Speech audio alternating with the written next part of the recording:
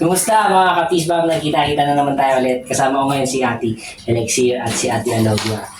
Eto, saan mo nakita to, Ate Elixir? Ayan, nakita niyo to sa TikTok. Ayan, non. Magkano bili mo dito?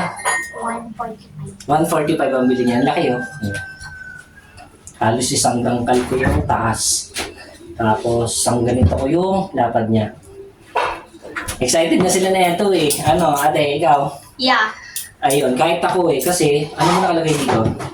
Cereal jar nakalagay dito with chocolate glaze. So, tingnan natin kung... Madami siyang iba't ibang flavor. Meron din siyang rainbow. May rainbow din, oh. Mas Tapos masarap may yun. matcha din siya. Tsaka ano pa? Ano yan ah? Ube! May nakita kong ube, di ba? Ube. May ube bukod sa matcha.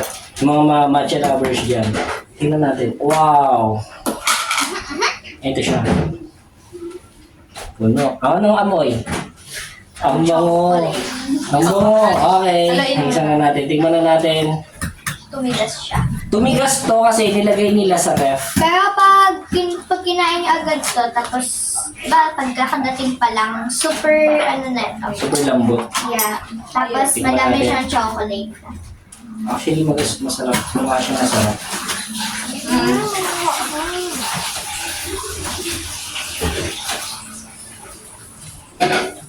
Sarap mo.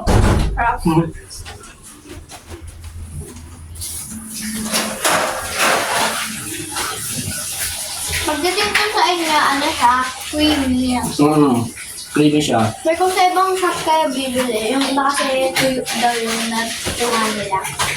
Ito, hindi siya na creamy namin na nabuksan kasi nga nilagay namin sa ref. Pero, yung tamis sa akin tama lang, hindi siya yung nakakaumay. Pero syempre, chocolate nga, di ba? Pag marami ka na nakain, medyo nakakaumay na. Pero yung pagiging chocolate niya masarap. Actually, okay siya sa mga bata. Mga pang snack-snack, okay siya. Okay lang to. Wala pang 5 minutes.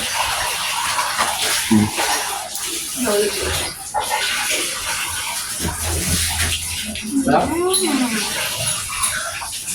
Ayan guys, mga kabisbang, ngayon na tayo ulit nagkita-kita at ngayon ko lang ulit sila nakasama kasi wala naman silang pasok at wala rin naman masyadong mga assignment kaya nag-vlog kami nito.